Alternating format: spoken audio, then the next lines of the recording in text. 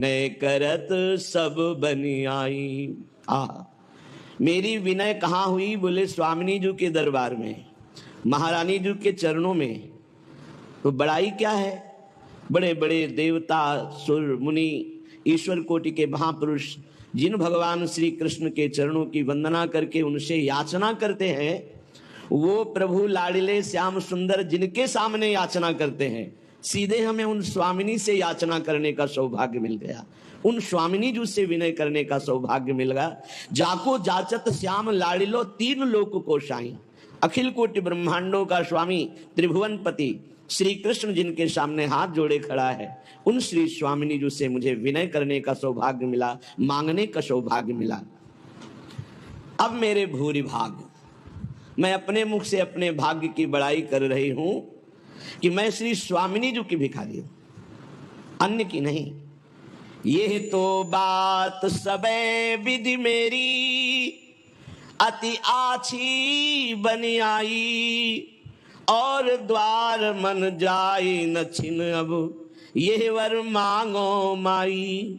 दीजय सहज कृपा करी भोरी, तो सुनी श्यामा मुस्काई, सुनी श्यामा मुस्काई, विनय करत मेरी बनी आई।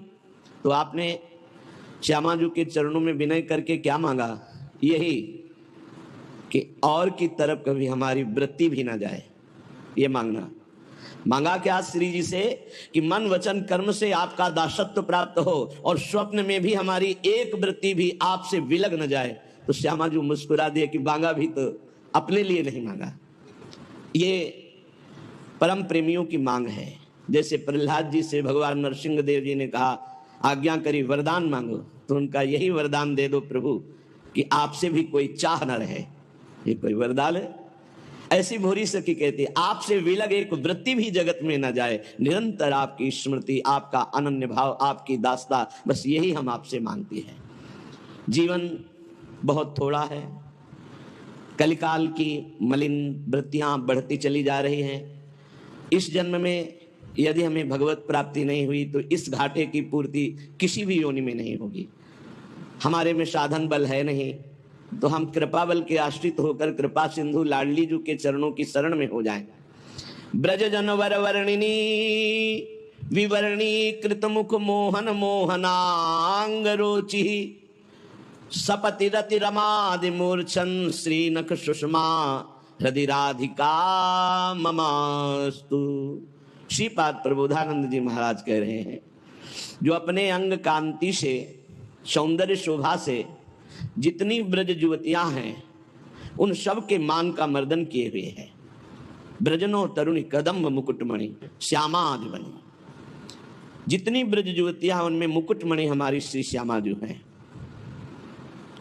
और श्री मनमोहन, मुनि मनमोहन, सुमन मनमोहन लालजू भी जिन मोहिनी प्रियाजू की मंद मुस्कान में बिके हुए हैं, ऐसे महामोहन अंगकारी जो रतिपति सहित करोड़ करोड़ रतिपति कामदेव, रति सहित कामदेव को करोड़ों को अपनी तिरछी चितवन से मूर्छित कर दे, वो लालजू महाराज हैं। और ऐसे लालजू को जो अपनी मंद मुस्कान में अधीन किए हुए हैं, निर्तन भ्रकुटी बदन अंबुज मृदु सरस हास मधुबोलन, तो अति आसक्त लाल अलिलंपट बस किन्हें बिन मूलन। हमारी स्वामिनी जी लालजू बिना मोल के बिके हुए हैं। अखिल कोटि ब्रह्मांडाधिपति श्री मोहिनी प्रियाजू के एक इशारे पे हमारी तो बन गई। हम ऐसी श्री राधा किशोरी जी को अपने हृदय से स्वामिनी स्वीकार कर लिए, ये हमारी बन गई। क्योंकि अखिल कोटि ब्रह्मांडों का निर्णय करने वाले प्रभु हमारी प्यारी जू के अधीन है, और हम जैसे भी अपनी प्यारी जू के, हमारी बात बन गई। ऐसी श्री राधा किशोरी हमारे हृदय में स्फुरित हो, उनका दासत्व हमारे हृदय में स्फुरित हो। प्यारी जू का ये वृंदावन, जिस समय जैसी रुचि होती है वैसी ऋतु प्रकाशित हो जाती है। सर्वत्वद्भुत सद्गुणैर्विलसितम सर्वोज्ज्वलात्युज्ज्वलम सर्वस्मान मधुरादतीव मधुरम सर्वार्थदात्यर्थदम सर्वस्माच्च सुगंध शीतल रात सदगंधवच्छीतलम सर्वानंदमया चमत्कृतम महानंदाब्धि वृंदावनम। ऐसी महिमा तो हमारी स्वामिनी जी की है, और जहां स्वामिनी जी विराजमान है इस महल की बड़ी अद्भुत महिमा है। समस्त ऋतुएं हाथ जोड़े खड़ी रहती है। जिस समय वृंदा देवी की जरा सी इशारा वृत्ति मिली, वही ऋतु नौ निवृत्त निकुंज में अपना विस्तार कर देती। कभी शरद, कभी बसंत, कभी शिशिर, कभी हेमंत, कभी वर्षा। अद्भुत अद्भुत। एक और समस्त उज्ज्वलता को उज्ज्वलता देने की सामर्थ्य रखने वाला वृंदावन, जैसे प्रियाजू की रुचि हुई तो विविध ऋतुओं का विस्तार कर देती है, ऐसे ही जो प्रियाजू की शरण में हो गया उसके अंदर विविध सद्गुणों का विस्तार कर देती है वृंदावन भूमि। जो प्रियालाल को रिझाने वाले सद्गुण हैं वो वृंदावन प्रदान करता है, वृंदावन की रजरानी प्रदान करती है। उज्ज्वलतम महाप्रेम में, मलिनतम सकामता, उज्ज्वलतम तत्सुख भाव, ये वृंदावन प्रदान कर देता है। जो वृंदावन का आश्रय लेता है, वृंदावन का वास स्वीकार कर लेता है, तो वृंदावन अपनी कृपा से अपनी तरफ से उसके हृदय में ऐसे सद्गुण प्रकाशित करता है जो प्रियालाल को सुख प्रदान करने वाले हैं। तत्सुख भावना, शीतल मंद सुगंध वायु निरंतर बहती रहती है। आनंदमय पदार्थों को भी आनंद प्रदान करने वाला ये वृंदावन धाम है, महा आनंद समुद्र। ऐसे वृंदावन का मैं आश्रय लेता हूं। नित्यानंदान निरवधि विवर्धिष्णु दिव्यावभाषाम वाशान दिव्यान प्रतिपदि मनोहारिणी प्रोद्गिरंतीम नित्यं स्वस्तिको मुख महादिव्य संस्थान वृंदाम श्रीमद वृंदावन भूमहम भाव गम्याम भजामि। जो वृंदावन वास करते हैं उन्हें नित्य आनंद का वर्धन अनुभव में आता है कि हमारे हृदय में नित्य भगवदानंद बढ़ रहा है। यदि अनुभव में नहीं आ रहा तो आप कोई अपराध कर रहे हैं, कोई त्रुटि कर रहे हैं। आपकी सोच, आपका चिंतन कहीं और है। उद्देश्य और रुचि जब तक नहीं मिलती तब तक आनंद का अनुभव नहीं होता। माना कि आपने उद्देश्य बना लिया वृंदावन वास भगवत प्राप्ति के लिए, लेकिन रुचि आपके भोगों में है। रुचि भोगों में होने के कारण उद्देश्य की पूर्ति नहीं हो पा रही। उद्देश्य की पूर्ति न होने के कारण नित्य आनंद वर्धन जो वृंदावन के प्रभाव से होता है वो आपके हृदय में नहीं हो रहा। रुचि, लक्ष्य और रुचि एक होनी चाहिए। हमारा लक्ष्य है भगवत प्राप्ति, तो हमारी रुचि भी भगवत प्राप्ति में होनी चाहिए। भगवत प्राप्ति में रुचि कब मानी जाएगी? जब निरंतर नाम जप, अपराधों से बचकर, नामापराध से बचकर निरंतर नाम जप, वैष्णव अपराध से बचकर वैष्णव जनों का सेवन, धामापराध, सेवा अपराध, इनसे बच करके इनका सेवन करे तो रुचि बढ़ती चली जाएगी। और रुचि, जिसमें रुचि होती है उसी में मन आसक्त हो जाता है। अभी उल्टा है। इसलिए नित्यानंद निरवध विवर्धिष्णु दिव्यावभासाम, एक बार केवल मन को थोड़ा मोड़ दो गुरु कृपा से, फिर तो यहाँ फिरे स्वार्थ अपने भजन गए फिरे वहां। यहाँ भजन पकड़ लेता है। बाहर साधक को प्रयास करके भजन करना पड़ता है, यहाँ भजन साधक को पकड़ लेता है। निरंतर स्मृति, निरंतर भगवत स्मृति यहाँ पकड़ लेती है। बाहर प्रेम लक्षणा भक्ति वर्ण करने के लिए बड़ी साधना करनी पड़ती है, यहाँ प्रेम लक्षणा भक्ति स्वयं वर्ण करने के लिए साधक के लिए उत्साहित रहती है। श्रीधाम वृंदावन दिव्य मनोरम, अद्भुत प्रभावशाली, दिव्य वास प्रदान करने वाला। अभी आप पार्थिव वास कर रहे हैं, प्रगट में पांच भौतिक वृंदावन दिखाई दे रहा है। अगर आप रहनी से रहें, भजन करें, रुचि पूर्वक श्री श्यामा श्याम की सेवा करें, अपनी रुचि का परिवर्तन कर लें, भगवत चरणारविंद में हमारी रुचि समर्पित हो जाए, तो अभी अनुभव होने लगे कि दिव्य वृंदावन, चिदानंद वृंदावन, हृदय के नेत्र खुले और दिव्य वृंदावन का अनुभव हो। श्री राधा मुरलीधरो गुणनिधि श्रीमत्पदाम्भोरुह द्वंदे नैव सुधा सुधाकर महा माधुर्य निस्यन्दिना आश्चर्यातुल सौकुमार परमावत्यंत कौतूहलात् यस्याम संचरता सदा देवस्ताम वृंदावनी यावनी। जो सदा वृंदावन भूमि में वास का नियम ले लिया है, अखंड वृंदावन वास, तो आश्चर्य में जिनकी सुकुमारता, नौ किशोर जो युगल सरकार है, उसके हृदय में अमृत की वर्षा करते हैं। इसका नाम मृत्युलोक है। यहाँ सब कुछ मृत है और प्रभु का सब कुछ अमृत है। नामामृत, रूपामृत, लीलामृत, कथामृत, भगवान की सब अमृत है। उसके हृदय में अमृत की वर्षा होने लगती है जो श्रीधाम वृंदावन का अखंड वास या अनन्य आश्रय ले लेता है। श्री राधा मुरलीधर के प्रति उसकी व्याकुलता बढ़ने लगती है। देखो, व्याकुलता बहुत कीमती वस्तु है।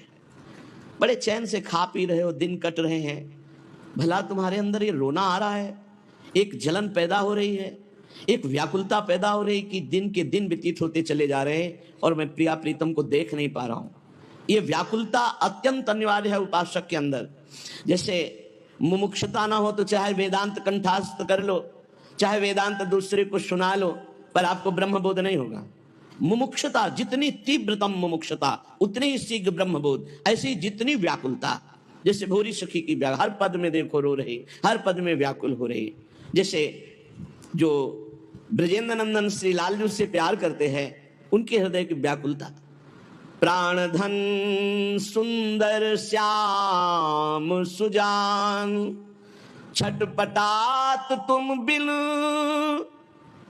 अभी तुम बिन चैन से रह रहे हैं, ये कोई साधना है? हमें भोजन अच्छा लग रहा है, नींद अच्छी लग रही, बड़े मौज से दिन कट रहे हैं, ये प्रेमी भक्त का लक्षण नहीं। कभी 24 घंटे में एकांत में चिल्ला चिल्ला कर रोने की इच्छा नहीं हुई? हाय, कोई साधन नहीं बन रहा जिससे मैं प्रभु को देख पाऊं और प्रभु मिल नहीं रहे, बड़ी व्याकुलता। छटपटात तुम बिना दिवस निस, मेरे दुखिया प्राण। प्राण धन सुंदर श्याम सुजान। आप सुजान हो, आप सबके मन की बात जानते हो। हे परम सुंदर, हे श्याम सुंदर, रात दिन अब हमारे बहुत दुख से व्यतीत हो रहे। विरह व्यथा, जब से तुम बिछुरे प्यारे कबहु न पायो चैन, दरस बिन दुखन लागे नैन। प्राण व्याकुल है रात दिन। नाप के देखो अपने हृदय में, थर्मामीटर डालो, व्याकुलता कहाँ है? भोगों की, धन की, मान की, जीने की, नाना प्रकार की विलासिता की। श्याम सुंदर प्रियाजू से मिलने के लिए व्याकुलता। छटपटात तुम बिना दिवस निश, मेरे दुखिया प्राण। मेरे दुखिया प्राण। अब कहीं चैन नहीं मिल रही। सच्ची मानिए, यदि प्रभु की चाह प्रकट हो जाए मिलन की, कुछ अच्छा नहीं लगता। विषय भोग निद्रा हंसी जगत प्रीति बहु बात, कुछ अच्छा नहीं। खान पान नहीं भावे है, नहीं कोमल वसन सुहावे है, सब विषय लगे ते खा रहा है, और यहाँ सब विषय अमृत के समान लगता है। धिक्कार है हमारी मन बुद्धि को, जो ऐसे सच्चिदानंद सुख से विलग रहकर दुखी नहीं हो रहा, राजी है भोगों में।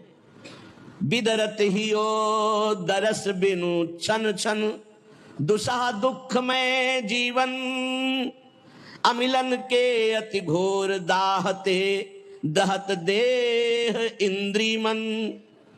हमारा हृदय विदीर्ण हो रहा है, छिन छिन दुसा दुख बढ़ता जा रहा है। किस बात का? अमिलन का। आप मिले नहीं अभी तक, हृदय में बड़ा दाह है। मेरे मन, मेरी इंद्रियां, मेरी बुद्धि जल रहे हैं। हे प्रभु, हे सुंदर श्याम सुजान, एक बार कृपा करके मिल जाओ। कलपत बिलपत ही दिन बीतत, निशा नींद नहीं आवे। सपन दरस हो भयो असंभव, कैसे मनुष्य छुपावे। पूरा दिन तो व्यतीत हो जाता है विलाप करते हुए, रुदन करते हुए, आपका नाम पुकार पुकार कर रोते हुए, और रात में तो नींद ही नहीं आती कि स्वप्न में भी आपका साक्षात्कार हो जाए। अब जन देर करो मनमोहन, दया नेक ही धारो। सरस सुधा में दर्शन दे निज, उर्की अग्नि नियारो। हे दया समुद्र, हे मुनि मनमोहन, हे श्याम सुंदर, अब तो कृपा कर दो, एक बार दर्शन दे करके मेरे हृदय की अग्नि को शांत कर दो। व्याकुलता, भगवान व्याकुलता से मिलते हैं। चाह को, इतनी प्रबल चाह कि जिया न जाए, इसी को व्याकुलता कहते हैं। जब किसी को भगवत प्राप्ति की इच्छा प्रकट होती है, आवश्यकता प्रकट होती है, चाह प्रकट होती है, व्याकुलता प्रकट होती है, तो उसके हृदय में ना मिलने पर दुख होता है, बहुत दुख होता है। जो मैं ऐसा जानती, मीरा जी कह रहे हैं, प्रीति के दुख होए तो नगर ढिंडोरा पीटती है जी, प्रीति न करियो कोई। क्यों? प्रेमी हर समय व्याकुल रहता है अपने प्रीतम के लिए, और इसमें जो सुख है वो ब्रह्मा को भी सुख नहीं है। ब्रह्म पद परमेष्ठी पद में भी वो सुख नहीं है जो प्रभु के लिए तड़प तड़प कर रोने में सुख है। ये तो रसिक जन ही जानते हैं, प्रेमी जन ही। एक सज्जन ने पूज्य भाई श्री हनुमान प्रसाद पोद्दार जी महाराज से पूछा कि साधना करते करते 20 साल हमको हो गए, ना तो भगवान मिले और ना भगवान का प्रेम प्राप्त हुआ, क्या कारण है? 20 साल हो गए साधन करते, ना भगवान मिले और ना भगवान का विरह प्राप्त हुआ। भाई जी महाराज ने कहा इसका संपूर्ण कारण तो भगवान ही जानते हैं और आप भी जानते हैं।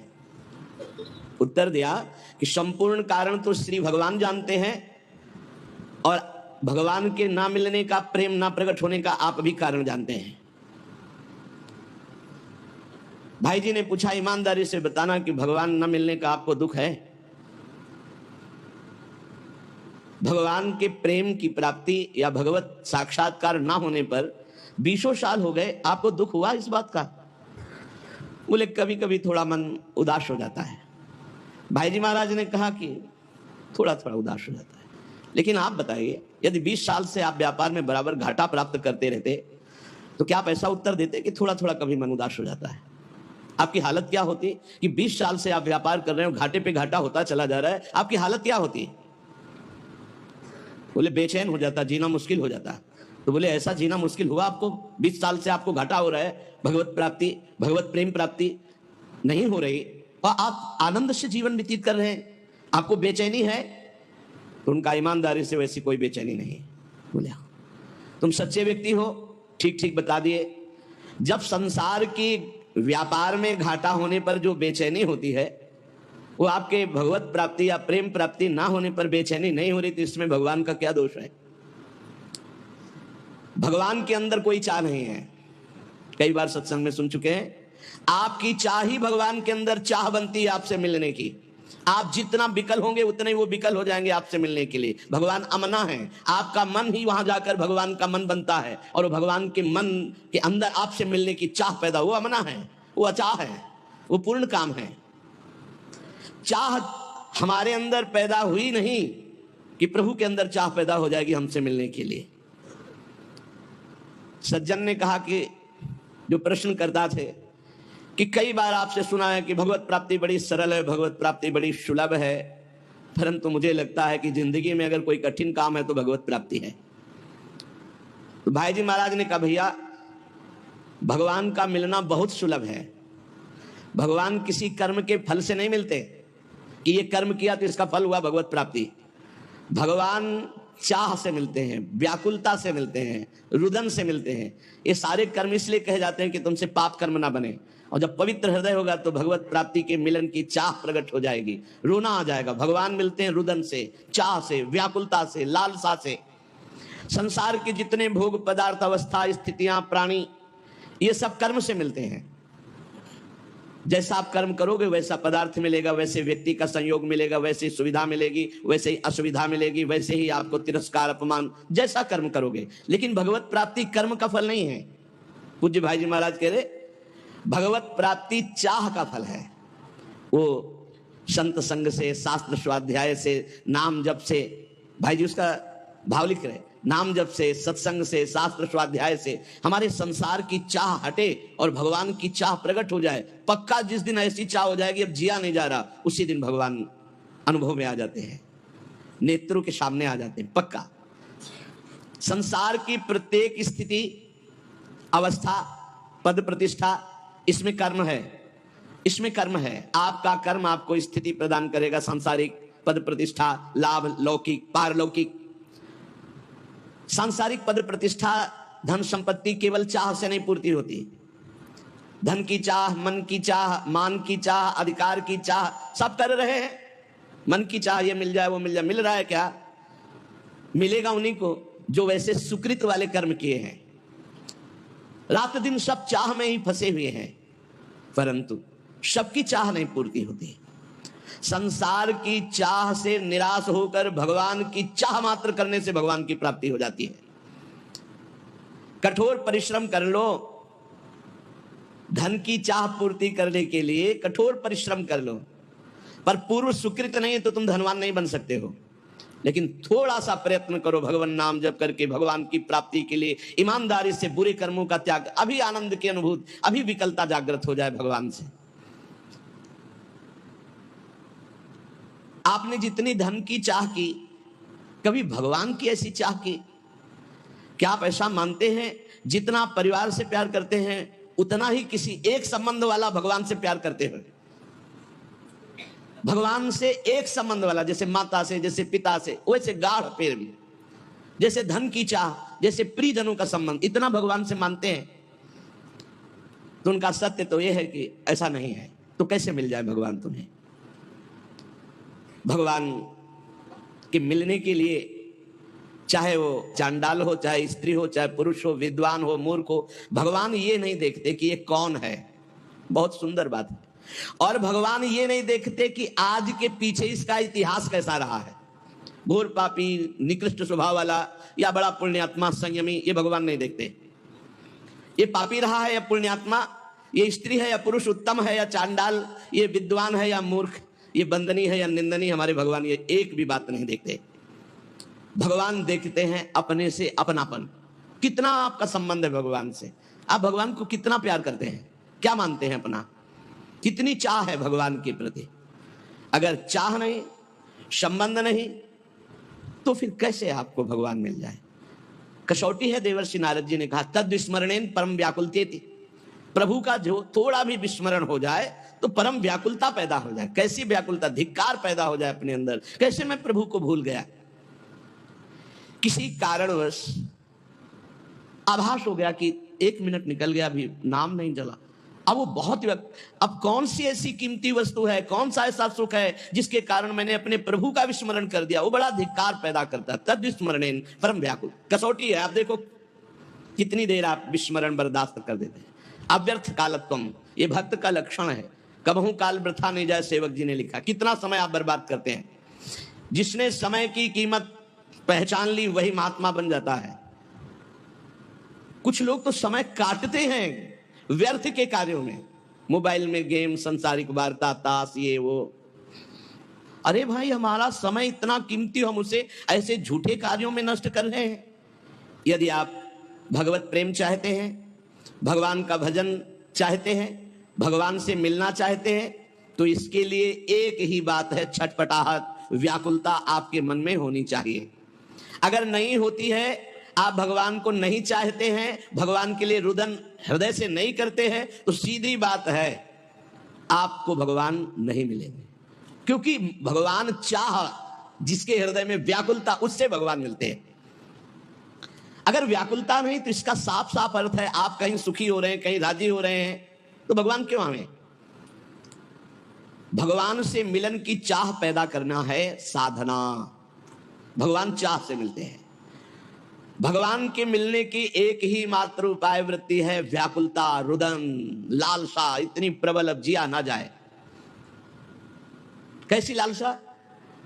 जैसे आपको यमुना जी ले जाया जाए और डुबकी लगवा दी जाए और ऊपर से चढ़ाकर ताकत पूर्वक आपको दबा दिया जाए, फिर जो आधा पौन मिनट के बाद आपकी सांस लेने की जो व्याकुलता है कि अगर आप सांस न मिली तो प्राण निकल गए, वही व्याकुलता चाहिए हरि दर्शन के लिए। अगर अब हरि नहीं मिले तो अब जिया नहीं जाएगा। तो उसी तासा माविर, उसी समय भगवान का साक्षात्कार हो जाता है। भगवान को प्राप्त करने की अनन्य उत्कट चाह जिसके मन में पैदा हो जाए, उसके लिए किसी विधि विधान की आवश्यकता नहीं है। जैसे शास्त्रों में वर्णन आया है, संतों ने कहा इतना लाख जप करो तो भगवान का दर्शन हो जाएगा। ये शास्त्रीय बातें ठीक है भाई जी महाराज का, लेकिन इतने लाख संख्या में भगवान को खरीद लोगे, ऐसी बात नहीं है। भगवान संख्या से नहीं मिलने वाले, भगवान संख्या से नहीं खरीदे जा सकते, तपस्या से नहीं खरीदे जा सकते, व्रत से नहीं खरीदे जा सकते, संयम नियम से नहीं खरीदे जा सकते। भगवान किसी क्रिया के फल रूप नहीं है। भगवान को कोई बांध नहीं सकता इन नियम, संयम, व्रत, उपवास, तपस्या। आज तक अगर कहीं कोई बांधा है तो प्रेमाधीन, भगवान प्रेम के अधीन बंधे हैं। भगवान मोल में खरीदे नहीं जा सकते। जब भजन करते करते हमारे अंदर चाह पैदा होती, रुदन पैदा होता है, उसी रुदन, उसी चाह, उसी व्याकुलता से भगवान व्याकुल हो जाते हैं और व्याकुल होकर उसे दर्शन देते हैं।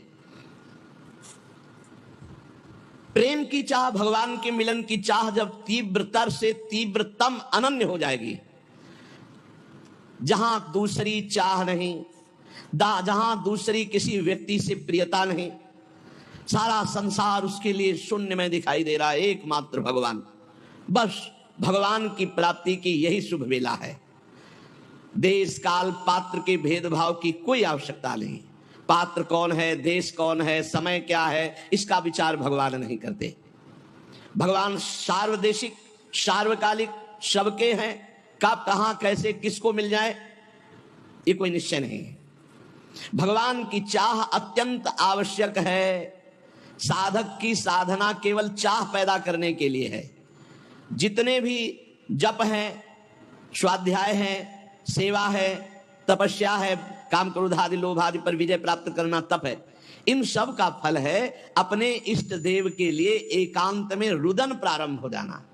एकांत में बैठ के रो रहा है, अपने कपोल को हाथ की हथेली पर रखे हुए बैठे शोक मग्न है, हे प्रभु कब मिलोगे, हे।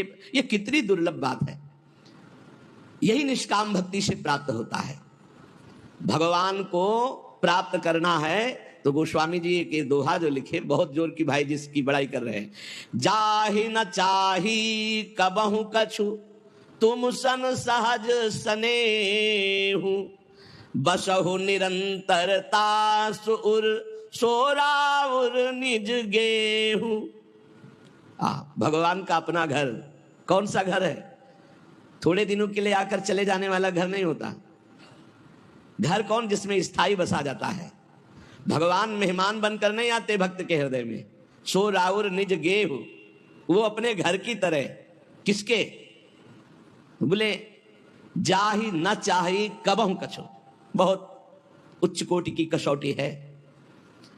निरंतर आपके हृदय में भगवत दर्शन होंगे।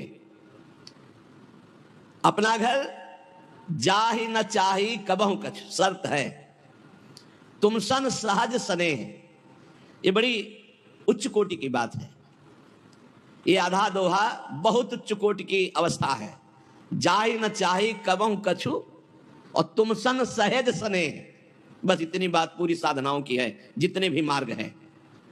ये आधा दोहा जीवन में उतर जाए तो आगे की बात गारंटी, भगवान कभी एक मिनट आपके हृदय से नहीं जाएंगे। जाहि न चाही कबहु कछु, बहुत बड़ी बात।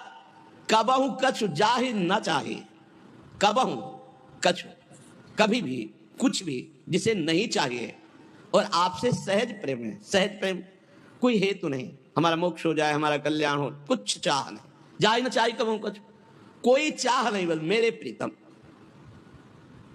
दूसरी इच्छाओं का सर्वथा नाश हो गया। एकमात्र केवल इच्छा भगवान में जाकर समर्पित हो गई। कर्म की, किसी भाव की, किसी भी दिव्यता की अब आवश्यकता नहीं रही। भगवान स्वयं हृदय में भय प्रगट कृपाला दीन दयाला, दीनों पर दया करने वाले भगवान स्थायी प्रगट हो। सच्ची माने, सच्ची माने। गल भैया दिए हुए युगल सरकार नेत्र में, हृदय में, रोम रोम में, जिधर दृष्टि डाले जड़ चैतन्य में सर्वत्र दिखने लगते हैं। शर्त है जाहि न चाहे कबहु कछु। अब इस कसौटी पे कसो। और सहज स्नेह, जैसे अपनी माँ से सहज स्नेह होता है, कोई लगाव जोर, कोई कामना नहीं, मेरी माँ है, ऐसे मेरे प्रभु। वो मेरी माँ कैसी है ये प्रश्न नहीं होता कि ऐसे ऐसे लक्षण वाली हो तो माँ तो माँ है। ऐसे सहज प्रेम अपने प्रभु से। भगवान के मिलन की चाह तभी प्रकट होगी जब जाहि न चाहे कबहु। ये बहुत जोर की बात है, बड़ी विलक्षण बात है। जो किसी भी बात की परवाह नहीं करता, कोई चाह नहीं रह गई, किसी से कोई संबंध नहीं, सहज स्नेह इष्ट देव से, और इष्ट देव से भी कोई चाह नहीं। अब मिलन की अपेक्षा थोड़ी रह जाएगी, वो यही हृदय में ही प्रकाशित हो गए। व्याकुलता, चाह तो केवल प्रभु की, अन्य सब चाह खत्म। हम यही परेशान हैं, पूरा जीवन हुआ जा रहा है अपने सबका कि चाह बटोर कर केवल प्रभु की चाह नहीं रह गई। बहुत सी चाहें हैं, ये चाह जब तक है तब तक साधना ही अधूरी है, छेद है। जैसे हम रात दिन दूध दुहे चलनी में, तो हमको एक चुल्लू पीने को नहीं मिलेगा।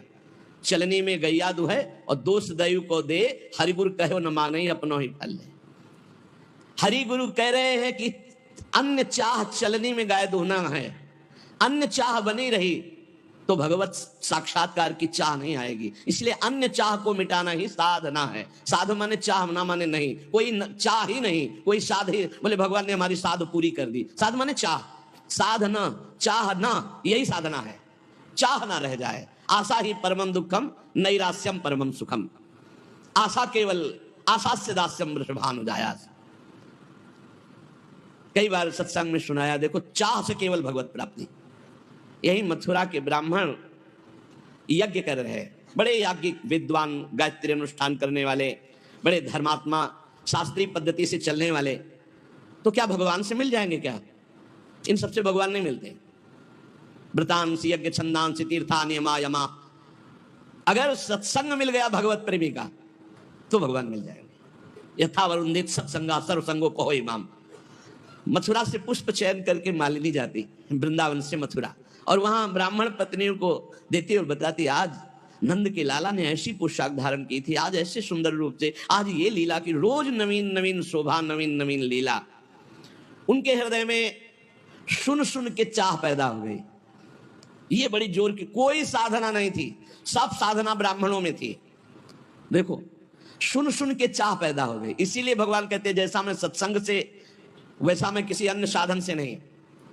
सत्संग से मैं बहुत जल्दी पकड़ में आ जाता हूं, क्योंकि चाह पैदा हो जाती है, सुनने मात्र से चाह। अब उनके हृदय में एक पीड़ा पैदा हुई, मैं कब देखूं, मैं कब नंदनंदन को देखूं। ये ब्राह्मण लोग ऐसे नियमनिष्ठ है कि इनको यज्ञ से फुर्सत नहीं है, और अगर हम कहें भी तो शायद इनका भाव ना बने। हम उत्तम कुल के ब्रह्म ऋषि, हम भाई वहां कैसे जाएं, वो कैसे दर्शन, क्योंकि वो जानती थी स्वभाव। अब बड़ा विचित्र अंदर पीड़ा पैदा हुई कि मुझे श्याम सुंदर के दर्शन करने हैं, और हमारे श्याम सुंदर कृपा करके दर्शन दे तो हो सकते, अन्यथा कोई उपाय नहीं, क्योंकि हम पातिव्रत धर्म धारण किए हुए अपने पति के विरुद्ध नहीं चल सकती, और पति कभी हमको लेकर के वृंदावन जाकर के, नंदगांव जाकर लालजू के दर्शन नहीं करा सकते। अब अंदर से व्याकुलता हुई रोज सुनने के कारण, हे नाथ आप ही कोई विधान बनाओ और दर्शन दो।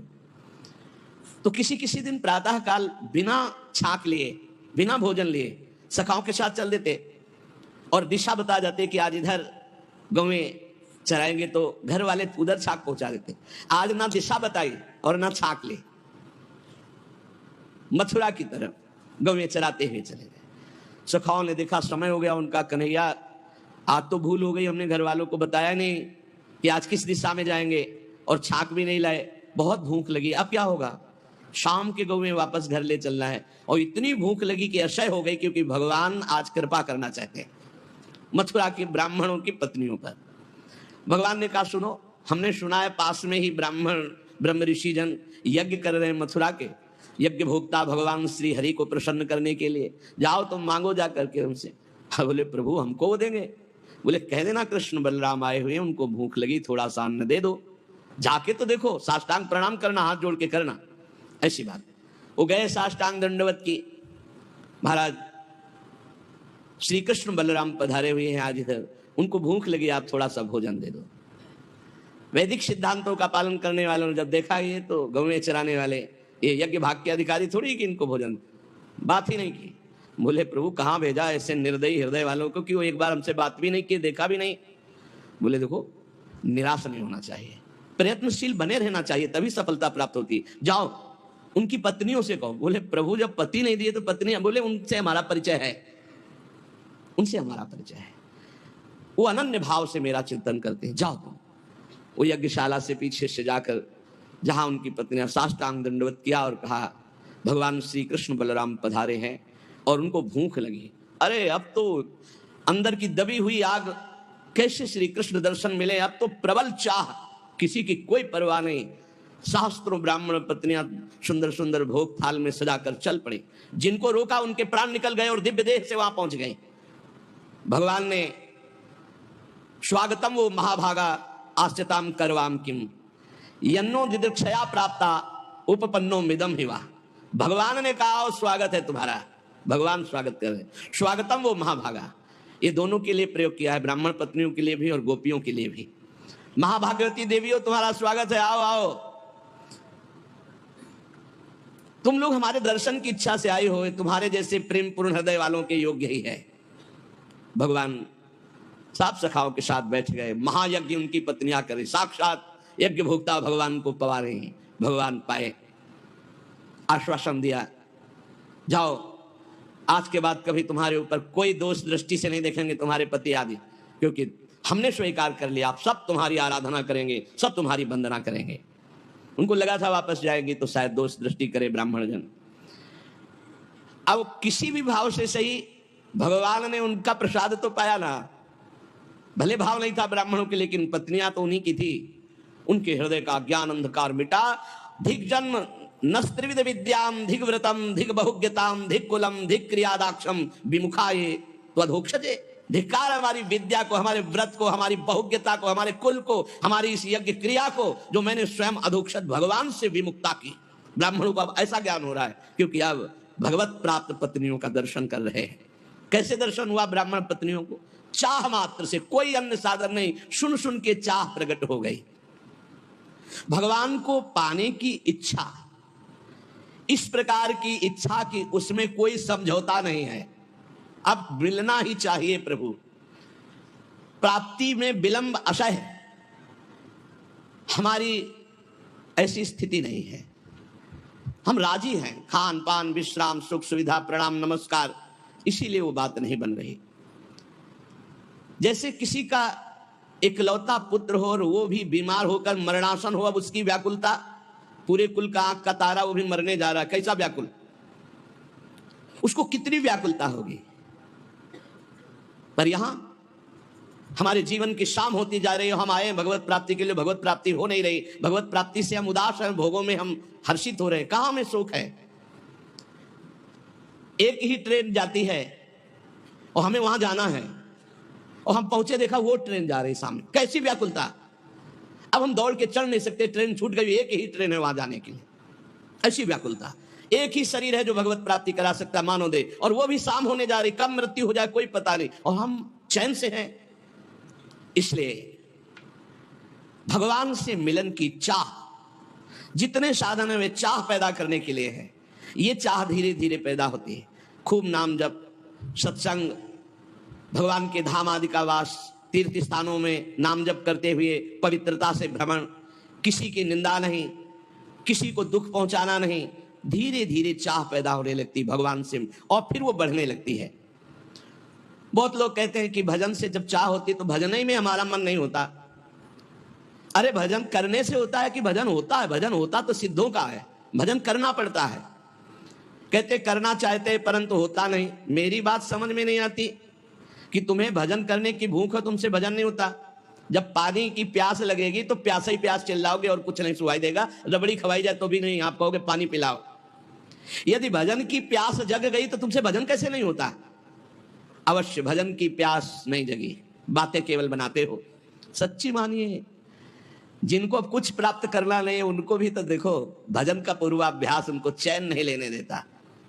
ये तो जाएगा याद, नहीं तो कल जाएगा, इसको क्या करना है, इसको सजा संभाल करके भगवान के चरणों में अर्पित करो जितने मिनट। अरे इतना कीमती समय जिसे तुम्हें ज्ञान नहीं है, बहुत यहाँ से जाना है प्यारे, कुछ साथ लेके नहीं जाना। खूब कमा लो, जितना नाम धन कमा लोगे मौज करोगे, लोक परलोक, ई परलोक सकल सुख पावत, ई परलोक सकल सुख पावत।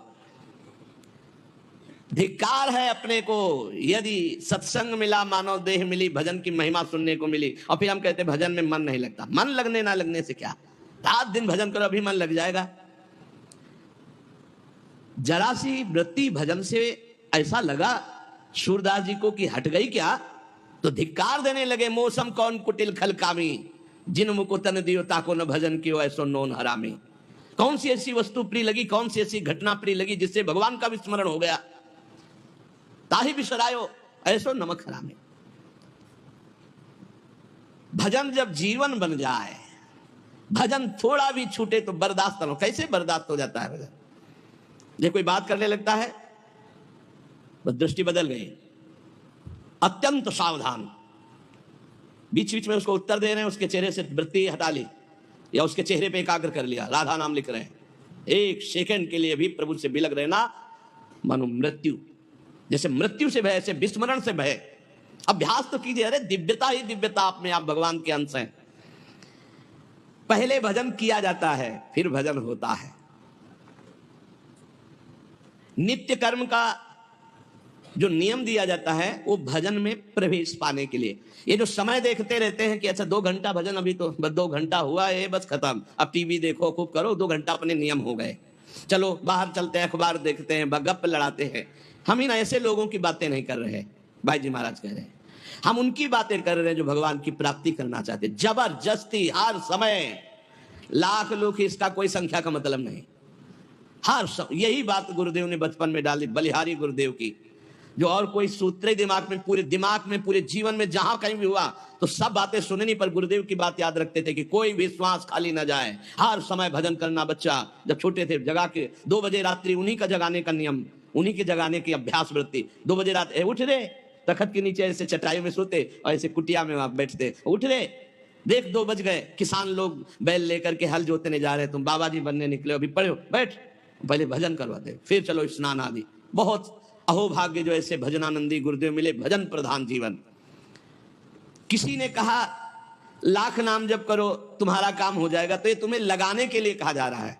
जरूरी नहीं कि तुम लाख नाम जप किए बस बंद कर दिए, हर श्वास हर क्षण, तभी आप भगवत प्राप्ति, बात समझना। 1 लाख नाम जप कर लिया और समय बर्बाद किया, शेष तुम्हारी दुर्गति तो नहीं होगी, लेकिन जो प्रेम, जो भगवत साक्षात्कार, जो दिव्यता, वो नहीं आएगी आप में। नाम का ऐसा अभ्यास कि नाम रुके ना। एक संत के एक शिष्य थे, तो शौच में भी नाम जप कर रहे थे, कृष्ण कृष्ण कृष्ण कृष्ण।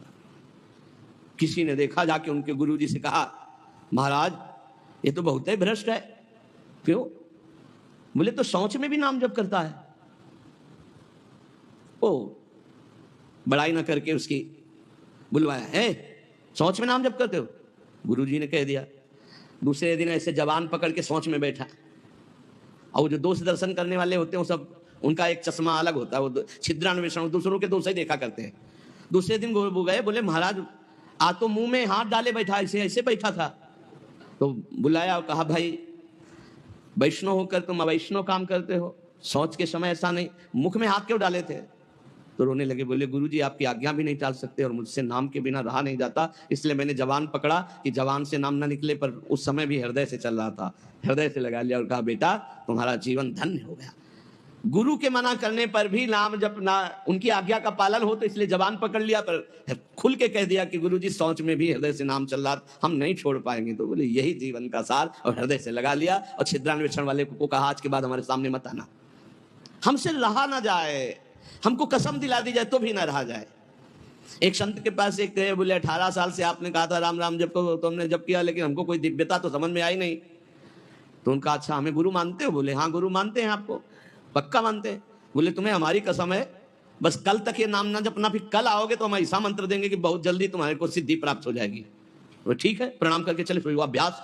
अब गुरुजी ने कसम खवाई तो सीढ़ी नहीं उतर पाए, रो के आए, बोले गुरुजी ऐसा तो नहीं हो सकता, अब नाम तो नहीं छूट सकता गुरुजी, आपने कसम खवा दी, इतनी देर में कितने नाम चल गए गुरुजी, अब ऐसा नहीं। बोले बस यही मिला 18 साल से, जो नाम में तुम्हें प्रियता हो गई, अब क्या दुर्लभ रह गया, आगे जब इसका फल प्रकाशित होगा तो सच्चिदानंद भगवान का मिलन।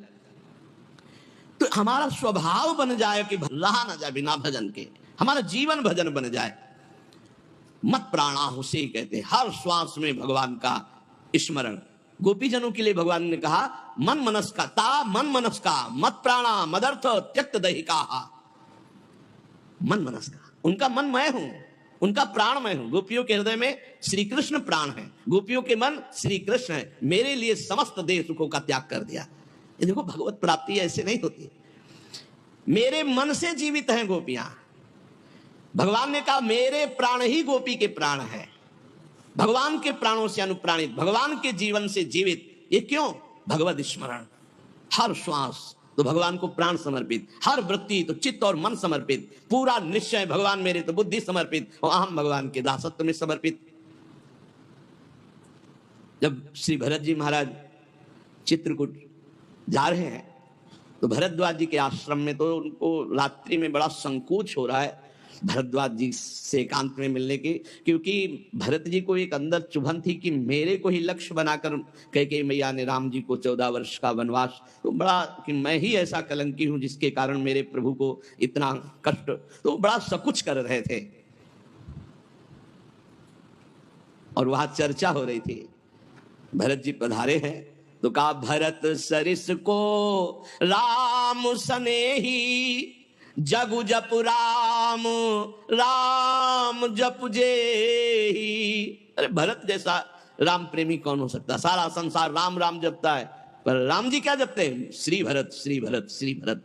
भरत सरिस को राम सनेही, जग जप राम राम जप जेही। भरत जी के समान कौन प्रिय, क्यों, भरत जी जैसे राम जी को निरंतर जपते, ऐसे राम जी श्री भरत ऐसा जपते हैं।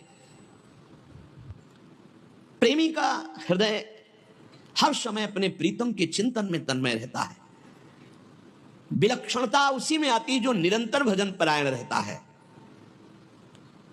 भगवान का स्वभाव, भगवान की महिमा, भगवान का प्रभाव उस भक्त के हृदय में उतरने लगता है जो निरंतर भगवत चिंतन परायण रहता है। यहां सावधानी रखनी है, भजन परायण होने पर भी हमारे अंदर चाह नहीं पैदा हो रही तो कोई न कोई हमें त्रुटि हो रही है। जिसको अपने साध्य का पता है, मेरा साध्य क्या है, श्यामा श्याम, तो फिर राजी कैसे हो रहे हो और से, जब तुम्हारा साध्य श्यामा श्याम है तो तुम राजी कैसे हो रहे हो और बात से, धन से, संपत्ति से, प्रणाम से, नमस्कार से, जब तुम जानते हो ये मिथ्या है, तुम्हारा साध्य परमात्मा है, तो तुम परमात्मा के सिवा अन्य किसी से कैसे राजी हो गए। साधना के विघ्न जिनसे हमें बचना है, ये विघ्न है। अपने आराध्य देव साध्य के बराबर किसी को नहीं रखना, ये बात समझो। किसी वस्तु, व्यक्ति, स्थान, घटना, परिस्थिति, कैसे तुम राजी हो गए कि प्रभु का विस्मरण, जैसे हम किसी व्यक्ति से मिलने में प्रभु को भूल गए तो वो व्यक्ति प्रभु से बढ़कर हो गया। किसी वस्तु के भोग में हम प्रभु को भूल गए तो वस्तु प्रभु से बढ़कर हो गए। साध्य की ओर जिसकी दृष्टि नहीं है वो साधक किस बात का। अपने को जो एकांत रूप से भगवत प्राप्ति के मार्ग में चलाया है उसी को साधक कहते हैं, और जो हर समय साध्य को लक्ष्य रखता है वही साधक, प्रवीण साधक है। अपने कार्य में, अपनी साधना में, अपने मार्ग में दूसरे की तरफ ताको झाको मत, चुपचाप चलते रहो। साधक को हमेशा ध्यान रखना चाहिए, हमें कभी लक्ष्य को भूलना नहीं है। हमारा लक्ष्य क्या है, खड़े हैं तो हमारी दृष्टि बिल्कुल मंत्राकार, कार्य में है तो नाम जी, जब पूछे क्या चल रहा है, आपकी कृपा से चल रहा है, उत्तर यही होना चाहिए, झूठ नहीं, सत्य यही होना चाहिए। लक्ष्य को भूल गए, जिस मिनट जिस सेकंड, उससे बड़ी हानि क्या है, तुम साधक क्या हो। हानि हरिवंश के नाम अंतर परे, का हनुमंत विपत्ति प्रभु सोई, जब तो सुमिरन भजन न हुई। हरि बाबा ने एक दृष्टांत में बताया कि एक सिद्ध फकीर एक संत की झोपड़ी पर गए तो वहां गड्ढा बना हुआ था सामने और घुटनों का भी। उनका शिष्य और संत जन थे, तो उनका ये क्या है, बोले हमारे गुरुजी यहां दंडवत करते हैं। कहा ऐसे चिकने चट्टान में भी गड्ढा बन गया, इतनी दंडवती करते हैं। बहुत गदगद कंठ हुए और कहा बहुत दिव्य संत हैं जो इतनी दंडवतें रोज प्रभु को करते हैं। तो आकाशवाणी हुई कि इनकी दंडवतों से मैं खुशी नहीं हूं। तो सिद्ध फकीर जो थे संत, वो रोने लगे। इतने में वो महात्मा आ गए। अरे देखा क्यों संतो, प्रणाम किया, उनका दंडवती करना स्वभाव था, प्रणाम किया, वो रो रहे थे और उनकी तरफ बड़ी दुखद दृष्टि से देख रहे थे। तो उनका प्रभु आप रो क्यों रहे हैं? तो उनका तुम्हारे लिए रो रहा हूं। हमारे लिए क्या परेशानी है? हमको क्या परेशानी है? बोले आप इतनी मेहनत करते हैं, इतनी दंडवत करते हैं और आकाशवाणी हुई है कि प्रभु आपकी दंडवतों से, नमन से खुश नहीं है। वो नाच पड़े। बोले सच्ची? बोले हाँ। बोले प्रभु ये तो बड़ी खुशी की बात है कि मैं दंडवती करता हूं, प्रभु को ही पता है, प्रभु देख रहे हैं कि मैं उनको दंडवती करता हूं, इसमें रोने की क्या बात है? ये तो बहुत खुशी की बात है। वो खुश है कि नहीं खुश, इसका परिणाम मिलेगा कि नहीं, सबसे खास बात है कि हर दंडवत वो हमारी देख रहे हैं, हर दंडवत बड़ा आनंद से प्रफुल्लित होकर वो रोने लगे। आनंद अश्रु इस बात से कि प्रभु मेरी हर दंडवत को देख रहे हैं, स्वीकार करें ना करें, लेकिन मेरी दंडवत को देख रहे हैं, मेरी साधना को देख रहे हैं। थोड़ी देर में यह आकाशवाणी फिर हुई, ऐ संत मैं तुम पर बहुत प्रसन्न हुआ, तुम जो चाहो मांग सकते हो। तो जो सिद्ध महापुरुष आए हुए थे उन्होंने कहा अभी तो आपने आकाशवाणी की थी कि इनकी बंदगी, इनकी दंडवत से आप प्रसन्न नहीं, अभी आप कहते हैं मैं बहुत प्रसन्न हूं, तो इतनी देर में कौन सी साधना हो गई?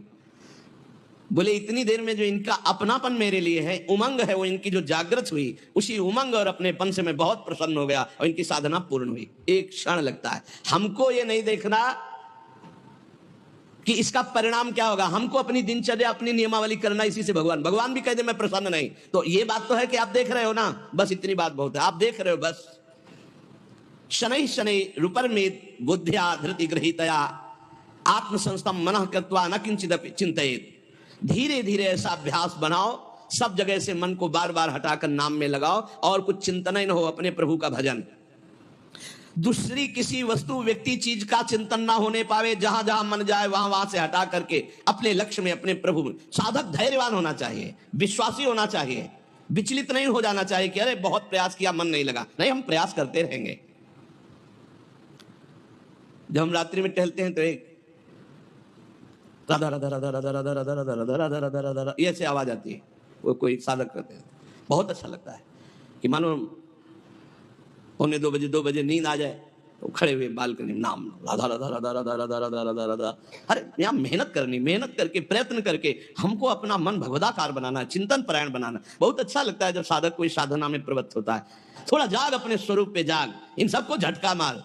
बहुत जोर का तुम्हारे पास करंट पावर है भगवान का, तुम में जो शक्ति उसको जागृत करो। बहुत शक्तिवान हो तुम, साधारण नहीं हो, भगवान के जन हो।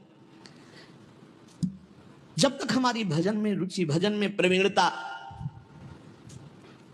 हम भगवान को अपना जीवन दे दें, ये जीवन केवल भगवान की प्राप्ति के लिए है, तो भगवान हमको वैसे संग करवा देंगे, वैसे ही भजन मिला। एक चीज तो समझ लो, साधक वही जो जिद्दी स्वभाव का, ये बात समझ लो, साधक वही जो जिद्दी, भजन में जिद करके लगना पड़ता है। जैसे भजन में पूर्व में था कि बैठे, थोड़ी देर भजन हुआ, फिर नींद आने, खड़े हो गए और टहल रहे हैं, बाहर निकल करके टहल। हमें नींद में समय बर्बाद नहीं करना। एक नियत समय तुम्हें दे दिया देह को सोने का, 5 घंटे 4 घंटे 3 घंटे, जितना अभ्यास में ले पाए। इसके बाद अब नहीं कि तुम झटका मारो। हर प्रयास किए, ठंडा पानी बिल्कुल ठंडा रख लिया है, सर्दी में कंबल ओढ़ा नहीं, पूरा अब ठंडी में कहाँ अब नींद आवे, लड़ा जाता है। बहुत आनंद का विषय है जिस मार्ग में आप चल रहे हैं, अपने आप को भगवान के चरणों में समर्पित करके निरंतर भजन का अभ्यास। तो तेसाम हम समुद्धरता मृत्यु संसार सागरात भवामि न चिरात पार्थ मय्यावेशित चेतसाम। इस शब्द पर ध्यान करो, मय्यावेशित चेतसम, मेरे में आवेश चित्त वाला। भजन का आवेश हर समय बना हुआ है, भजन का आवेश और कोई चाह नहीं। एक रबिया जी बड़ी संत हुई है, उन्होंने कहा कि अगर मैं स्वर्ग चाहूं तो मुझे जरूर नरक भेज देना प्रभु, अगर नरक से बचना चाहूं तो और भयानक कष्ट देना प्रभु, पर यदि आपको चाहूं तो छुपना मत। अगर आपसे और कुछ चाहूं, सुख चाहूं तो दुख दे देना, स्वर्ग चाहूं तो नरक दे देना, अगर हमारी नरक ना जाने की इच्छा हो तो और भयानक कष्ट दे देना। लेकिन यदि मैं भजन चाहूं और आपको चाहूं तो इसमें धोखा मत कर देना। मैं आपको चाहती हूं, आप हमारे हृदय की बात जानने वाले हो। साधक जब इस मार्ग में चलता है तो उसको प्रलोभन और भय, ये 2 चीजें माया भेजती है, ध्यान रखना। साधक इस मार्ग में जब चलता है तो प्रलोभन और भय, कोई भी हो। पार्वती जी तपस्या कर रहे हैं भगवान शंकर के लिए, भगवान शंकर से प्रेरित होकर सप्त ऋषि आए। अब महादेवी ध्यानस्थ थी, जब ध्यान खुला तब प्रणाम किया और कहा देवी आप तपस्या में संलग्न है, बहुत कठोर तप कर रहे हैं, बहुत कठोर तप, सूखे पत्ता एक ऐसे बिल्वपत्र पा लिया, बस अपर्णा नाम पड़ा माता जी का, बहुत कठोर तप किसके लिए कर रहे हैं? तो उनका भगवान शंकर को पति बनाने के। हंस पड़े सब, हंस पड़ना होता है मानो उपहास करना किसी बात, भगवान शंकर को पति। अरे बरगद के पेड़ के नीचे रहते हैं महाराज, चिता की भस्म लगाते हैं, बागंबर धारण करते हैं, कोई इतनी बड़ी तपस्या। देखो हम वैकुंठनाथ भगवान श्री हरि से आपका ब्याह करा देंगे। पार्वती कोटि जन्म लग रगर हमारी बरौ शंभुनता राम। साधक प्रलोभन नहीं, प्रलोभन नहीं। प्रलोभन क्या हुआ? वैकुंठनाथ, प्रलोभन नहीं, भय, भय दिखाया जाता है। जब ध्रुव जी महाराज चले तो नारद जी आ गए, भय दिखाया, अरे वहां अमुक अमुक। प्रहलाद जी, नारद जी, बड़े बड़े महाभागवत, इनके जीवन में देखो प्रलोभन, भय किस किस कोटि के आए, लेकिन अपनी निष्ठा छोड़ी। दुलार करता हुआ हिरण्यकश्यप कहते छोड़ दो इस हरि की बात और जो तू चाहे प्राप्त कर ले। और भय तो कितना भयानक दिया। साधक जब इस मार्ग में भजन की जिद पकड़ लेता है, तब उसके हृदय में पूर्व में जो भोग इच्छा रही है, बहुत ध्यान से सुनना, वो फ्री भोगने को एकांत में मिलने का संयोग माया बना देगी। प्रलोभन, पूर्व में कोई भी भोग इच्छा रही है, सबसे पहले भजन की तन्मयता में वो भेजी जाएगी। भोगो इसे, फ्री, कोई विघ्न नहीं। आपको लगा हाँ हाँ ये तुम्हें चाह ही रहा था, मारे जाओगे। आपका भजन लुट जाएगा, वो वृत्ति लुट जाएगी। भोगेश्वर प्रसक्ता नाम तया प्रहति चेतसाम व्यवसायत्मिका बुद्धि समाधो न विधीयते। आपका थोड़ा सा अच्छा भजन होने लगेगा तो आपके पास भेजे जाने लगेंगे लोग। ध्यान से सुनिए, बड़े भजनानंदी है, ले सेव अंगूर, ये ले वो ले, ये रुपया की गड्डी, कभी कोई जरूरत हो फोन नंबर ले, ये ले फोन हो। उसमें ये भगवान की माया आपके भजन की एकांतिक वृत्ति को छीनने के लिए व्यवस्था भेज रही है। ये तुम्हारे भजन का फल नहीं है, भजन का विघ्न है। बहुत से भक्त बनने लगेंगे, आपका पूजन करने लगेंगे। बहुत खतरनाक खेल है, बहुत समझ के। पूजा अच्छी लगने लगी, फल फूल अच्छे लगने लगे, रुपया पैसा अच्छा लगने लगा, फोन नंबर अच्छा। अरे भाई, जिनके पास फोन है अब उनको दूसरे की जरूरत क्या है? असंगोहम पुरुषा, अकेले रहकर पूरे विश्व का सब भ्रमण करो, उसी में सब चीज है।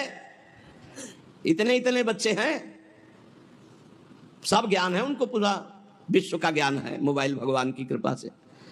अगणित रूपों में आपके पास भजन का विघ्न भेजा जाने लगेगा जब आपका भजन सही होने लगेगा।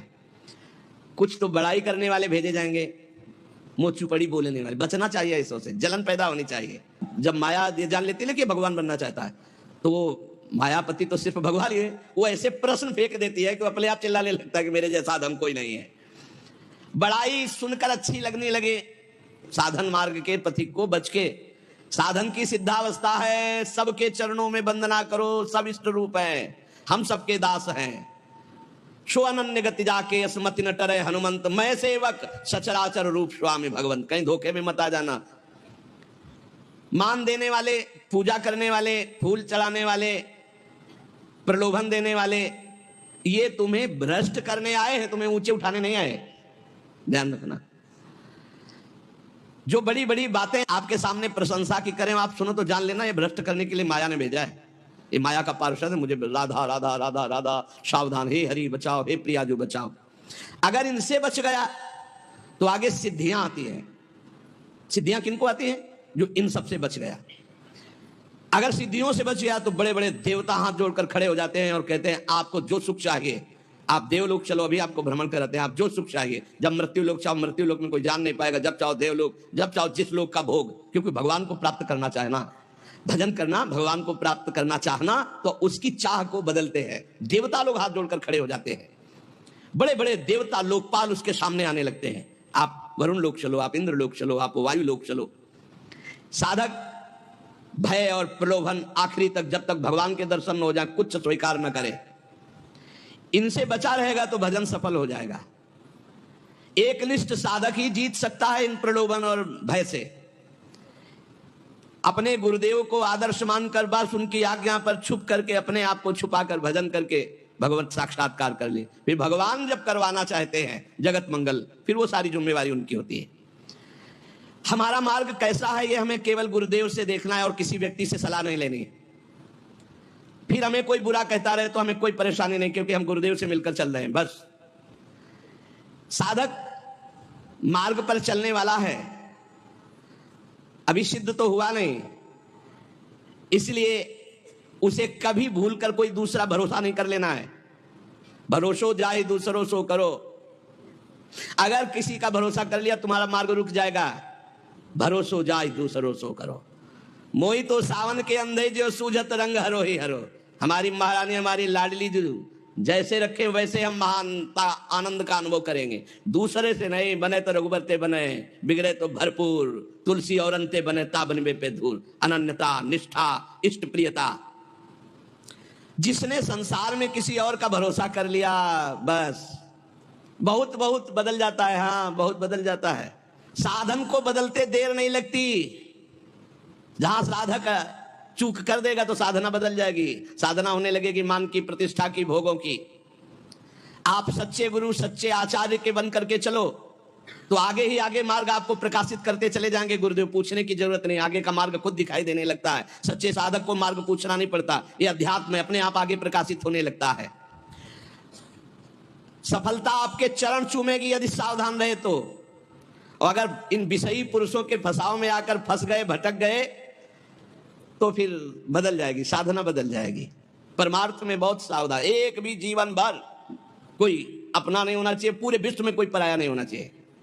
ये चतुरता उपासक की, एक भी पूरे जीवन में अपना नहीं होना चाहिए, पूरे जीवन में और पूरे विश्व में कोई पराया नहीं होना चाहिए। समझ लो, जो सबसे परे सबसे भरे उसका सेवक कितना प्रवीण होता है। साधक साधना में सावधान, उसके बीच में प्रलोभन आएंगे भगवत प्राप्ति के बीच में, चाहे वो सिद्धियों का चाहे देवताओं का हो। लोक की तो बात ही क्या, केवल अपने इष्ट के लिए जो धुआधार भजन में लगा हुआ है, कहीं विश्राम नहीं, कहीं कोई चाह नहीं, वो निकल जाता है। सालोक के सारिष्ट सामीप्य सारूप्य एकत्व मप्युत दीयमानम न ग्रहणंति बिना मत सेवनम जना। भगवान का भक्त इन मोक्ष सुखों को स्वीकार नहीं करता, सिद्धियां और देवता या अन्य सुखों की तो बात जाने दो। ध्यान रखने की बात है कि अनन्य प्रेमी, अनन्य भजनानंदी ही भगवत साक्षात्कार करता है। जब भजन सही होने लगता है तो फिर इसके बाद एक नशा चढ़ता है, तो उपदेश देने का मन शुरू हो जाता है। बहुत उत्तम महापुरुष है भाई जी महाराज, साधक को बचाने के लिए छोटी छोटी सी बात को उपदेश लोगों को दे करके अपने को श्रेष्ठ समझ करके वो भजन से उतरने लगता है। जीवन आपको याद होगा पीछे सुमति जब नरकों के चरित्र, उसमें सुमति जी का इसी में परमार्थ बिगड़ गया था। थोड़ी भी बात अभी जीवन में अध्यात्म की आई नहीं, उपदेश शुरू कर दिया तो भ्रष्ट हो जाओगे, नष्ट हो जाओगे। एक संत गए थे श्री सीताराम ओंकार नाथ जी महाराज जी के पास, तो देखा और कहा कि क्या करते हो? तो उन्होंने कहा कि उपदेश कर, प्रवचन। तो उन्होंने कहा था वैसे है मंगलमय कार्य, लेकिन भ्रष्ट होने में देर नहीं लगेगी। ये सिद्ध पुरुषों का, जो भगवत प्राप्त महापुरुष है, उनको अन्य साधक इस चक्कर में ना फंसे। भगवान अगर इतनी सामर्थ्य दिए तो बात अलग। भगवान की चर्चा करना बहुत अच्छा है, भाई जी महाराज कह रहे, सुनना अच्छा है, लेकिन इसके बाद का जो परिणाम है, प्रणाम नमस्कार वाह वाह यश कीर्ति, वो तुम्हें भ्रष्ट कर देगी यदि भगवत प्राप्ति नहीं हुई है। बहुत बुराइयों को अवकाश मिल जाता है प्रवचन करने वाले पर आक्रमण करने का। अच्छे से फुर्सत में हमारी बात चिंतन करना, एकांत में, भाई कह रहे वास्तविक लाभ से वंचित हो जाओगे यदि भगवत प्राप्ति नहीं हुआ, प्रवचन शुरू कर दिया तो। जब तक जीवन में सत्य उतर न जाए तब तक प्रवचन न करे। इसलिए प्राचीन काल की गुरु परंपरा थी कि गुरु उपदेश करते थे और गुरु लायक देखकर उपदेश करते थे। उसे साधन बता दिया, पूरा जीवन साधन में लगा, सिद्ध हो गया, अब वो उपदेश करे। ऐसा नहीं कि यहां प्रवचन सीखकर प्रवचन किए जाए। जो केवल प्रवचन तो कुछ नहीं रह जाता, रुपया पैसा मान प्रतिष्ठा ये सब, भगवत मार्ग का कुछ नहीं रह जाता पक्का। गुरु कृपा पात्र जो केवल कथयन्ति च माम नित्यम तुष्यन्ति च रमन्ति च, ये अलग मार्ग है। पहले भरपेट खूब खा ले, अर्थात भगवदानंद की अनुभूति कर ले, तब प्रवचन करे, नहीं कोई सफलता हाथ नहीं लगेगी। साधक को इस प्रवचन रूपी व्यापार से बचना चाहिए। हम पहले खूब अच्छे से काम करो, लोभ मोह मद पर विजय प्राप्त करके भगवदानंद में डूब जाए, वो आगे की बात भगवान क्या करवाएंगे। पहले हमें आचरण उतार ले। एक बार द्रोणाचार्य जी ने शप से कहा कि एक बात सीख लो, कोई मारे भी तो गुस्सा नहीं करना है। ये बात सीख लो, यदि तुम्हें उत्तम मार्ग का अनुसरण करना है, महापुरुषों के मार्ग में चलना है, तो तुम्हें मारे भी तो गुस्सा नहीं करना है। सीख लिया? सबसे पूछा जी क्या सीखा? हमें कोई मारे भी तो गुस्सा नहीं करना है। युधिष्ठिर जी से खड़े हो, क्या सीखा? बोले नहीं सीख पाया। सबने एक स्वर में सुना दिया, तुम क्यों नहीं सुना दिए? बोले नहीं सीख पाया गुरुदेव। दूसरे दिन खड़े हो, सीखा? क्या हम बोले थे? बोले नहीं सीख पाया गुरुदेव। 7 दिन तक पूछा, बोले डंडा लाओ, और 5-7 बेत मारे। बोले सीखा? बोले हाँ गुरुदेव सीख गया। क्या? कि कोई मारे भी तो गुस्सा नहीं करना चाहिए। बोले क्यों? अब क्यों? बोले आपने मारा ना और मुझे गुस्सा नहीं आया ना, तो अब सीख गया। हम केवल वाणी से थोड़ी बोलते कि मारे कोई गुस्सा, आपने मारा ना, अभी तक मार लगी नहीं थी, आपने मारा और मुझे गुस्सा नहीं आया, अब मैं सीख गया कि कोई मारे भी तो गुस्सा नहीं। अर्थात जो उपदेश है वो पहले आचरण में आना चाहिए, वो हमारी परिपक्वता होनी चाहिए। धर्मराज युधिष्ठिर कभी मिथ्या नहीं बोलते। आपने सिखाया कोई मारे गुस्सा नहीं आना, तो अब पहले हमारे मार लगे हो, मुझे गुस्सा ना आवे तब मैं बोलूंगा कि कोई मारे फिर भी गुस्सा नहीं आना चाहिए। तो हर रोज हम बड़ी महिमा की बात कह रहे हैं, वही सत्संग सुनाते हैं घुमा के, चाहे शब्दों का अंतर हो, सत्संग वही होता है। क्योंकि नई बात आएगी कहां से, शास्त्रों में जो है वही तो सुनाएंगे, परमार्थ की बातें घुमा फिराकर हजार हजार बार वही हम कहते हैं। कहने का तरीका भले अलग हो, लेकिन हजार हजार बार वही बात हम कहते हैं। आपने स्वीकार किया जगत मिथ्या है, भगवान सत्य है, स्वीकार किया आज तक? नहीं। स्वीकार किया सब में भगवान ही भगवान है? नहीं। स्वीकार किया कि एक मिनट भी भजन से विलग नहीं होना? नहीं। और यही बातें तो घुमा घुमा के कही जाती है। तो क्या केवल सुन रहे हो, उसे गुण नहीं रहे, उसे जीवन में उतार नहीं रहे? उपदेशक में ये चार बातें अगर हैं तो उसका बाल बांका नहीं होगा। सिद्धांत का पूर्ण जानकार और सिद्धांत पूरे जीवन में उसके उतरा हुआ होना चाहिए। सिद्धांत का पूर्ण जानकार भागवतिक सिद्धांतों का उपदेशक को, और जो जानकारी सिद्धांत के वो उसके जीवन में होनी चाहिए। अगर नहीं है तो उपदेश का अधिकार नहीं है। पूज्य भाई जी महाराज, दूसरी बात, एक भाई जी महाराज कह रहे, हमारे पास एक सन्यासी जी आए जो बड़े विद्वान थे। उन्होंने कहा बोलो किस विषय में बात करें? भाई जी ने कहा किस विषय में आप बात कर सकते हैं? बोले ईश्वर नहीं है, इसको सिद्ध कर सकता हूं, और इस बात का खंडन कर सकता हूं कि ईश्वर है।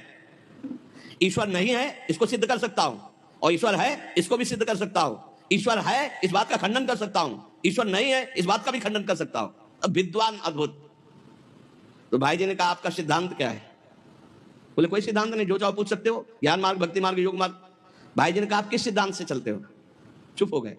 तो भाई जी ने कहा ऐसी विद्या ऐसा ज्ञान परमार्थ में काम नहीं करता, ध्यान रखना। आपका सिद्धांत क्या है? आप किस मार्ग के प्रतीक है? केवल खंडन ही मंडन। सिद्धांत जो जाना उसी को जीवन में उतारा, पहला लक्षण। दूसरी बात, सिद्धांत को सिद्ध कर लिया है। मतलब सिद्धांत सिद्ध, जैसे काम तो आसपास माताएं बहनें हैं लेकिन कभी काम वेदना नहीं, नाना प्रकार की भोग सामग्री लेकिन कोई भोग इच्छा नहीं, ये सिद्धांत सिद्ध पुरुष। उपदेश देने के लिए अधिकार, पहला जो सिद्धांत का पूर्ण ज्ञाता और सिद्धांत को उतारने वाला। दूसरा सिद्धांत उतार करके सिद्ध हुआ वो पुरुष कि अब किसी भी तरह से इसको विचलित नहीं किया जा सकता। तीसरा,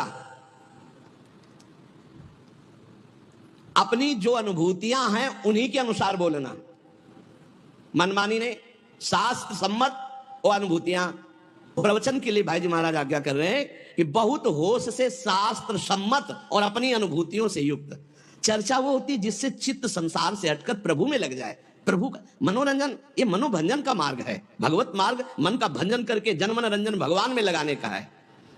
चौथी बात, महापुरुषों के उपदेश, शास्त्र के सिद्धांत, स्वयं मान त्यागी, धन त्यागी, स्वार्थ त्यागी, व्यभिचार त्यागी, तब वो उपदेश का अधिकारी होता है कि जगत मंगल करने के लिए उपदेश। मान त्यागी, धन त्यागी, स्वार्थ त्यागी, व्यभिचार त्यागी, सिद्धांत को जानने वाला, सिद्धांत को मानने वाला, सिद्धांत को सिद्ध किए हुए, और महापुरुषों के वचन, शास्त्र के वचन, ऐसे उपदेश किए जाते हैं। उपदेश देना पेशा नहीं होता, हम नहीं बोल रहे, उसमें लिखा हुआ है। आजकल उपदेश के प्रवाह बह रहे हैं, उपदेश की नदियां बह रही हैं। नदी कैसी? उपदेश है उपदेश। जो महानता अपने हृदय में दा, उसके लिए तपस्या चाहिए, साधना चाहिए, संयम चाहिए, गुरु चरणों में बैठकर वर्षों साधन, तब वो जाकर के।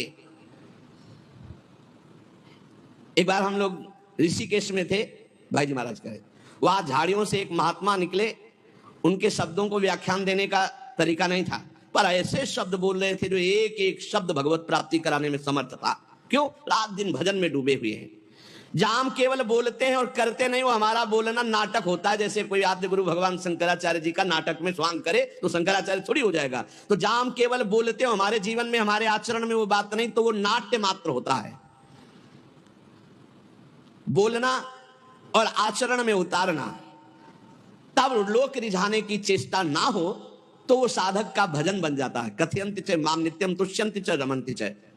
इसलिए साधक अपने को छपवाने से बचे, छुपाकर जब तक भगवत प्राप्ति न हो तब तक गुप्त रहे, और अपनी वासनाओं की जितनी भी लिस्ट है उनको सामने रखे, क्योंकि जैसे भजन बढ़ेगा हर वासना आपके सामने पेश की जाएगी। जो जो आपकी पूर्व वासनाएं रही, भगवत प्राप्ति के पहले वासनाओं की पूर्ति का विधान बनता है। इसलिए हर वासना की पूर्ति के लिए जो विषय आए उसका त्याग करते चले जाओ, आगे सिद्धियां आएंगी उनका त्याग करते जाओ, आगे देवता आएंगे उनका त्याग करते चले जाओ, तब जाकर श्री भगवान आते हैं। हमारा रोना किसी से बंद ना होने पावे, किसी भी तरह हम राजी ना हो, तब हमें प्रभु की प्राप्ति। तो हम सत्संग सुनकर सावधान होते हुए भगवत मार्ग में नाम जप न छोड़ें, तो सावधानी बनी रहेगी। हर समय नाम जप करें तो इसी